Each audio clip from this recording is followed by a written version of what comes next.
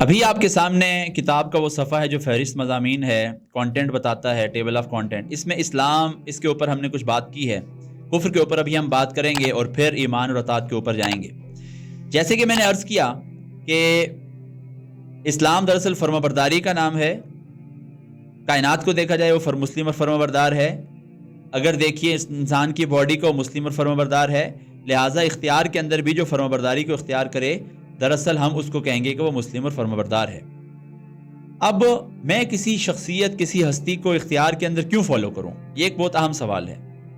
دیکھیں، کوئی شخص کسی دوسرے کی اطاعت اور فرمانبرداری نہیں کرتا جب تک اس شخصیت کے بارے میں چند باتیں اس کو نہ پتہ ہوں۔ میں مثال لیتا ہوں کہ میرے والد صاحب اگر ہیں یا میرے استاد ہیں، میں ان کی بات کو مانوں یا فالو کروں اس لیے کہ مجھے پتہ ہے کہ نمبر 1 وہ میرے اوپر اتھارٹی رکھتے ہیں۔ میں خوف سے یا خشیت سے، یعنی محبت اور احترام میں بھی یا ڈر کر بھی ان کی اطاعت کروں گا یا ان کے پیچھے چلوں گا۔ لہذا میرے پاس ایک علم ہے، وہ علم مجھے یہ بتاتا ہے کہ یہ تم سے بڑے ہیں، یہ تم سے زیادہ علم رکھتے ہیں، یہ تم سے زیادہ اتھارٹی رکھتے ہیں، لہذا تم نے اس کی بات ماننی۔ یعنی میں کہنا یہ چاہتا ہوں کہ اطاعت کے لیے، بات ماننے کے لیے کسی نہ کسی کا علم ضروری ہوتا ہے۔ لہذا اللہ کی اطاعت اگر فرمانبرداری کرنی ہے تو ہمیں یہ علم ہونا چاہیے کہ اللہ کی ذات کون سی ہے، اللہ کی صفات کیا ہیں، اللہ کی اتھارٹی کیا ہے، اللہ کن چیزوں سے خوش ہوتے ہیں، اللہ کن چیزوں سے ناراض ہوتے ہیں، اللہ تعالیٰ کی اتھارٹی اور طاقت ہے کتنی، اللہ کے مطابق زندگی گزارنے کا فائدہ کیا ہوگا، نہ گزارنے کا نقصان کیا ہوگا، اور آخرت جو ہے اس کا علم۔ یہ چند باتیں ہیں جن کا علم بہت ضروری ہے اگر ہم چاہتے ہیں کہ اللہ کی اطاعت کی جائے۔ لہٰذا علم کے بغیر اطاعت نہیں ہو سکتی۔ اور ایمان کس چیز کا نام ہے؟ ایمان دراصل اس چیز کا نام ہے کہ ہم ان باتوں کو مان جائیں اور ان پر یقین کر لیں۔ وہ ہم پڑھتے ہوتے ہیں نا، آمنت باللہ کما ہوا باسمائہ وصفاتہ وقبلت جمیع احکامہ اقرار باللسان وتصدیق بالقلب۔ یہ دونوں باتیں ضروری ہیں، دونوں باتیں اکٹھی ہو جائیں تو ایمان بنتا ہے۔ یعنی زبان سے کچھ چیزوں کا ادا کیے دینا اور پھر دل سے بھی ان کا یقین رکھنا، یہ ایمان۔ یہی بات اس سلائیڈ کے اندر بھی ہے ایکویشن کی صورت میں کہ ایمان دراصل علم اور یقین کے مجموعے کا نام ہے۔ ایمان کیا ہے؟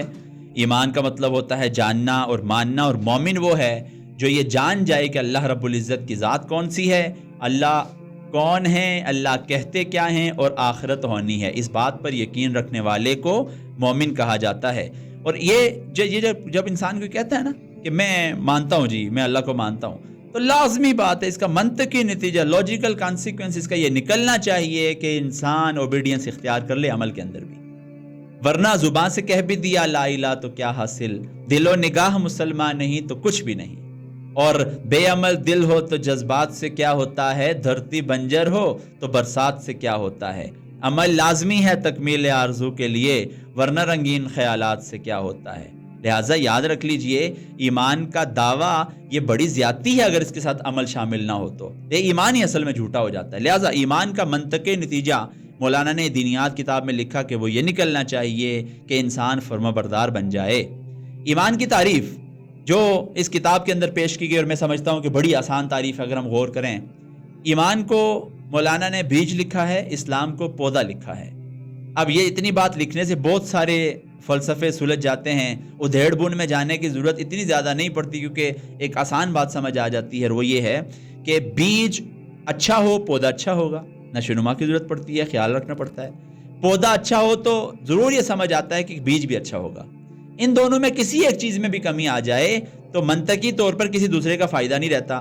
وہ بیج ہی کیا جس کا پودا شاندار نہ نکلے، اور وہ پودا شاندار کیسے رہ سکتا ہے جس کا بیج شاندار نہ ہو۔ لہٰذا یہ تصویر ہمیں یہ بتاتی ہے کہ ایمان جو اندر کی دنیا کا نام ہے، اسلام جو ظاہر کی دنیا کا نام ہے، یہ دونوں لازم و ملزوم ہیں۔ اب یہاں اور بھی کچھ چند چیزیں غور کر لیجئے۔ اس دنیا کے اندر ہم کسی کے دل کی کیفیت نہیں جان سکتے، ہم معلوم نہیں کر سکتے کہ کسی کے دل کے اندر کیا ہے، یعنی بیج کو ہم نہیں دیکھ سکتے۔ اسی لیے کون مومن ہے یا نہیں، اس کا فیصلہ دنیا میں نہیں ہوگا۔ ہاں، دنیا میں کیا فیصلہ ہو سکتا ہے، کون مسلم ہے یا نہیں، یعنی ظاہری طور پر کس نے اللہ کی اوبیڈینس اختیار کی ہوئی ہے، کس کے اندر جی عبادات کے اندر، معاملات کے اندر، اخلاقیات کے اندر، معاشرت کے اندر، ریاست کے اندر، یہ ہم کہہ سکتے ہیں، لیکن ظاہری طور پر۔ اس سے مولانا مودودی رحمہ اللہ نے اپنے لٹریچر کے اندر کہا قانونی مسلمان، دنیا کے اندر اسلام کو دیکھ کر جس کے بارے میں ہم فیصلہ کریں کہ یہ مسلم ہے، وہ قانونی مسلمان ہوتا ہے۔ لیکن آخرت کے اندر اللہ چونکہ اندر کی کیفیت جانتا ہے، اللہ تعالیٰ حقیقی مسلمان کو دیکھے گا، اور حقیقی مسلمان کا مطلب اللہ پہلے دل کی کیفیت دیکھیں گے، کون بیج، کس کا بیج یہ بات مانتا تھا کہ اللہ کی اوبیڈینس ہونی چاہیے۔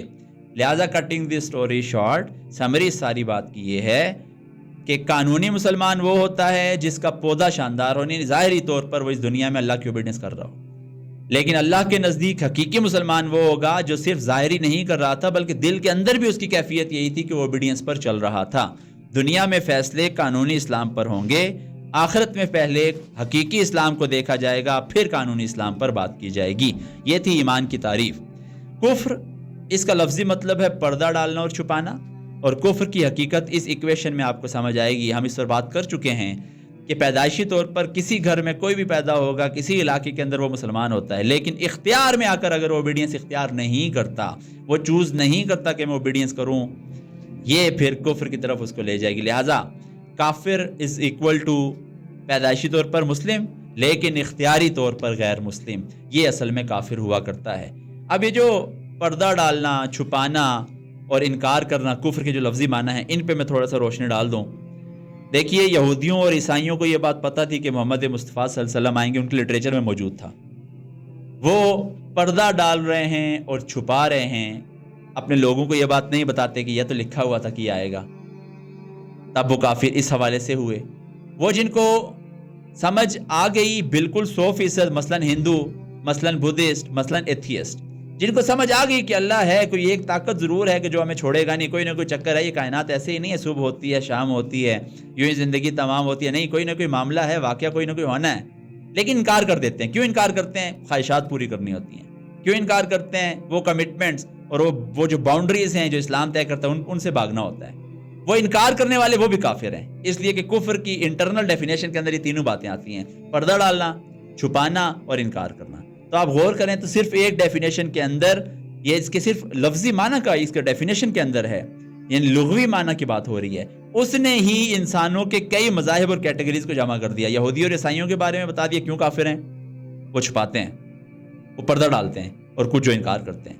بدھسٹ، ہندو، ایتھیسٹ جو اللہ کو بالکل نہیں مانتے، کچھ کنفیوز لوگ ہوتے ہیں، وہ بھی ایسے وہ بھی لوگ ہیں، تقریباً 10% لوگ دنیا میں کنفیوز ہیں کہ پتہ نہیں اللہ ہے کہ نہیں۔ 4-5% ایسے ہیں جو کنفرم ہے کہ وہ کہتے ہیں اللہ نہیں ہے، کوئی فزیکل لا پہ دنیا چل رہی ہے، اور 85-86% لوگ ایسے ہیں جو اللہ کو مانتے ہیں لیکن وہ کبھی شرک کرتے ہیں اور کبھی کس طرح۔ تو یہ ساری ڈیفینیشنز کو اللہ تعالیٰ نے سمو کے صرف کفر کی ڈیفینیشن، کفر کے لفظ کے اندر رکھ لیا۔ بہرحال سمری یہ ہے کہ اختیاری طور پر جو اللہ کی اوبیڈینس سے باہر نکلے گا اس کو کافر کہا جائے گا، اور یہ کافر جب میں کہہ رہا ہوں تو اس کا مطلب کنفرم جنت میں نہیں جائے گا۔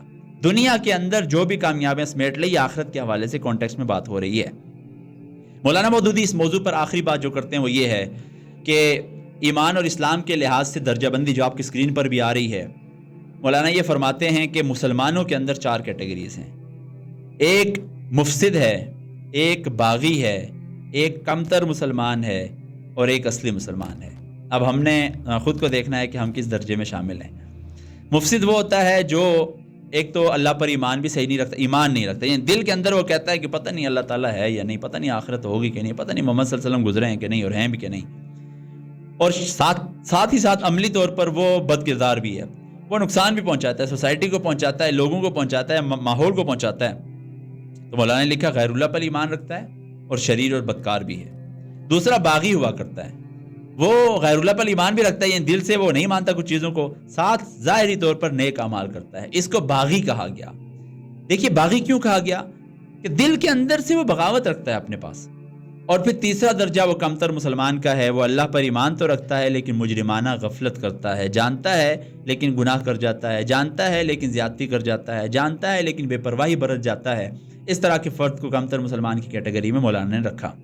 اور سب سے اچھی کیٹیگری جس کے اندر ہم سب کو ہونا چاہیے وہ ہے کہ اللہ پر کامل ایمان اور کمپلیٹ سرنڈر، کمپلیٹ اوبیڈینس، کلی اطاعت۔ یہ آپ سلائیڈ میں بھی دیکھیے، یہ درجہ جس کو اصلی مسلمان کہا گیا، ہم اگر مفسد، باغی اور کمتر مسلمان کی کیٹیگری میں ہیں تو ہمیں موو کرنا چاہیے، خود کو ایفرٹ کرنے چاہیے کہ ہم لے کے جائیں خود کو اللہ پر مکمل ایمان کی طرف اور کلی اطاعت اور کمپلیٹ سرنڈر اور اوبیڈینس کی طرف۔ یہ درجہ بندی مولانا نے ایمان اور اسلام کے لحاظ سے